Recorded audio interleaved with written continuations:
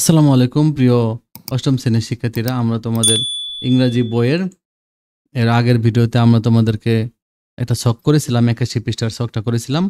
আমরা 81 পৃষ্ঠার আরেকটা অ্যাক্টিভিটি আছে, এটা করব যে 6.3.2 দেখো, read the last part of the text, ethical issue of child labour. Last পার্টটা পড়তে বলছে, গিভেন বিলো, নিচে দেওয়া আছে। In groups discuss and identify formal features of the sentence. 1 2 3 4 5 6 7 যে 7টা সেন্টেন্স ছিল, ফর্মাল ফিচারগুলো লিখতে বলছে। You can mention the features from activity 6.3.1, one is done for you. তুমি এভাবে করতে পারবা। 6.3.1 এর ফিচার তুমি এখানে উল্লেখ করতে পারবা। এখানে দেখো সেন্টেন্সগুলো, এই গল্পের লাস্ট পার্টটা দিয়েছে, এখানে কতগুলো সেন্টেন্স আছে দেখো। 1 নম্বর সেন্টেন্স সেকেন্ড দিয়েছে, আবার the mind of child is always growing and learning new thing. শিশুদের মন সবসময় কিছু না কিছু শিখে।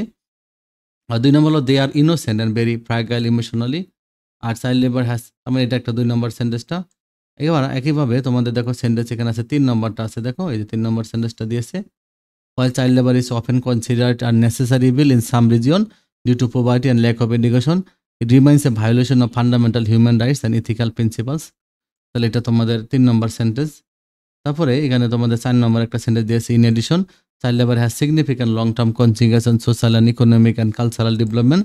মানে চাইল্ড লেবার হলো তোমার সামাজিক, অর্থনৈতিক এবং সাংস্কৃতিক বিকাশের ক্ষেত্রে অনেক লং টার্ম দীর্ঘমেয়াদী প্রভাব ফেলে। এই যে 5 নম্বর সেন্টেন্সটা এখানে দিয়েছে দেখো, prevention of child labor can be achieved through the provision of student awareness building and social service of families. তাহলে এটা আমাদের 5 নম্বর সেন্টেন্স। তারপরে দেখো 6 নম্বর সেন্টেন্স ছিল এটা, আরেকটা হলো তোমাদের 7 নম্বর সেন্টেন্স। দেখো লাস্ট সেন্টেন্সটা তোমাদের 7 নম্বর সেন্টেন্স। এই যে সেন্টেন্সগুলো বলছে, এবার তোমাকে বলছে কি যে সেন্টেন্স ফ্রম দ্য টেক্সট। এবার how ever the mind of a child is always growing and learning new things. এখানে বলছে একাডেমিক ভোকাবুলারি হাউ এভার ব্যবহার করা হয়েছে। হ্যাঁ, হাউ এভার শব্দটা হলো একাডেমিক ভোকাবুলারি, এটা ব্যবহার করা হয়েছে। তো বাকি জিনিসগুলো আমরা লিখবো, দেখো কিভাবে হবে। তোমরা দেখো এখন বাকি জিনিসগুলো তোমরা কিভাবে লিখবা।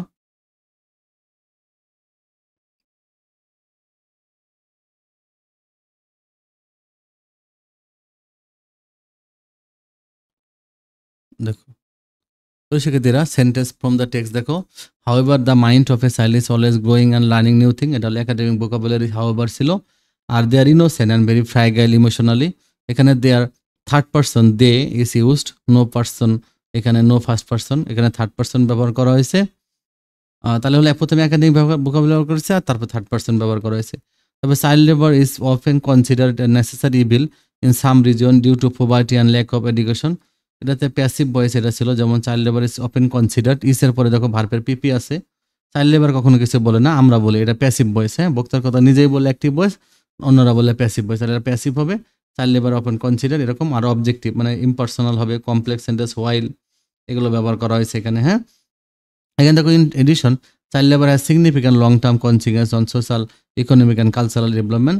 এটা হলো no generalisation and no click are used, rather literal and academic vocabularies. In addition significant consequence এগুলো ব্যবহার করা হয়েছে। 5 নম্বরটা দেখো, prevention of child labour can be achieved through the provision of education, awareness building and social service families.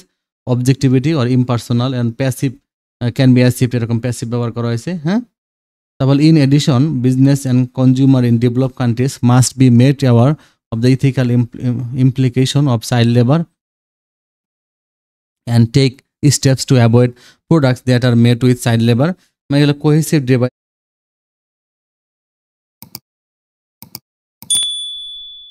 In addition academic words wages consumers implication ব্যবহার করা হয়েছে। Passive হলো that are made are used, এগুলো ব্যবহার করা হয়েছে। It can only be achieved through a collective effort by governments, non-governmental organization, business and consumer around the world. তাহলে এখানে হলো দেখো ইউজ অফ পলাইট কমেন্ট আর নন ইমোশনাল, এগুলো ব্যবহার করা হয়েছে। প্রিয় শিক্ষার্থীরা, এই আনসারটা কিন্তু তোমাদেরকে এভাবেই লিখতে হবে, কারণ এটা তেমন কিছু নাই, বোঝার এখানে কিছু নাই, এভাবে লিখে ফেলতে হবে। এটা লিখে ফেলবা। এবার 7টা তোমাদের এখানে আছে, এই 7টা তোমরা করে ফেলবা। তোমরা একটা একটা করে এভাবে করে ফেলবা। তারপরে হলো যে আমাদের পরের ভিডিওগুলো তোমরা দেখবা। এখানে দেখো কি বলছে, 6.3.3 দেখো, read the note from the box, বক্সে পড়তে বলছে, and discuss the question below. এখানে কিছু একটা বক্স আছে, এবার নিচের কোশ্চেনগুলো আমাদের আলোচনা করতে বলছে।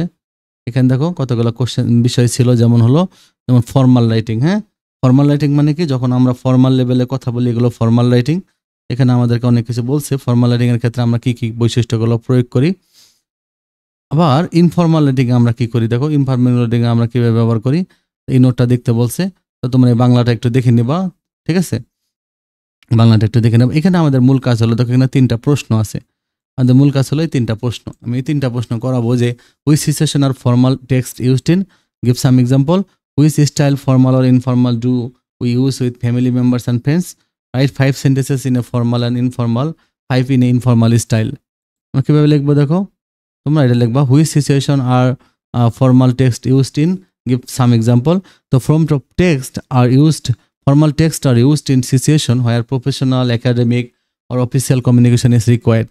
তারপরে যখন আমরা কোনো প্রফেশনাল বা একাডেমিক অথবা অফিসিয়াল কোনো কমিউনিকেশন করি তখন আমাদের ফর্মাল টেক্সট ব্যবহার করতে হয়। এক্সাম্পল ইনক্লুড, দেখো কী কী এক্সাম্পল, যেমন জব অ্যাপ্লিকেশনে আমরা ব্যবহার করি, রাইটিং এর রিজিউম ওর কভার লেটার লেখার জন্য, অফিসিয়াল লেটারের জন্য করেসপন্ডিং উইথ অথরিটিস অর ইনস্টিটিউশনের কাছে লিখি, লেটার টু স্কুল প্রিন্সিপাল। তারপর reports and essay, academic writing for school college, আর business communication, emails, reports or proposals in professional setting. এভাবে আমরা ইনফর্মালভাবে আর ফর্মালভাবে, আমরা এখানে ফর্মালভাবে আমরা টেক্সটগুলো লিখে থাকি। এ বলছে what are style formal or informal do use with family members and friends. We use the informal style with family members and friends. This style is more relaxed, personal and friendly, allowing for contractions, casual language and emotional tone। এবার তোমরা লিখবা right, দেখো দেখো এবার right 5 sentence in a formal and 5 in an informal style. 5টা করে sentence আমাদেরকে লিখতে বলছে। দেখো এই যে আমি এখানে 5টা ফর্মাল সেন্টেন্স লিখে দিয়েছি আর 5টা ইনফর্মাল সেন্টেন্স লিখে দিয়েছি। দেখো I would like to request your assistance in completing this task. এখানে দেখো ফর্মাল সেন্টেন্সে কিন্তু ফুল সেন্টেন্স ব্যবহার করা হয়েছে। Please find the attached document for your review. It is imperative that we adhere to the guidelines provided. I appreciate your prompt response to this matter. Could you kindly inform me of the next steps? আর informal গুলো হতে পারে, can you help me with this, I have attached the file for you to check out, we need to follow the rules, thanks for getting back to me quickly, what's the plan now. তাহলে আমরা এই সেন্টেন্সগুলো formal লিখেছি আর সেন্টেন্সগুলো informal লিখেছি। প্রিয় শিক্ষার্থীরা, তোমাদের এখানে দেখো তোমাদের পরের কাজ আছে, পরের একটা কাজ দিয়েছে, আমরা এই পরের কাজটা নেক্সট ভিডিওতে করব। তোমরা আমাদের চ্যানেলটা সাবস্ক্রাইব করে রাখবা। আমি তোমাদের বার্ষিক পরীক্ষার সকল প্রশ্ন এবং উত্তরগুলো দিয়ে দিব, এবং বার্ষিক পরীক্ষার আগে থেকে সাজেশন আকারে তোমাদের খুব দ্রুত 2-1 দিনের মধ্যে তোমরা ভিডিওগুলো পেয়ে যাবা।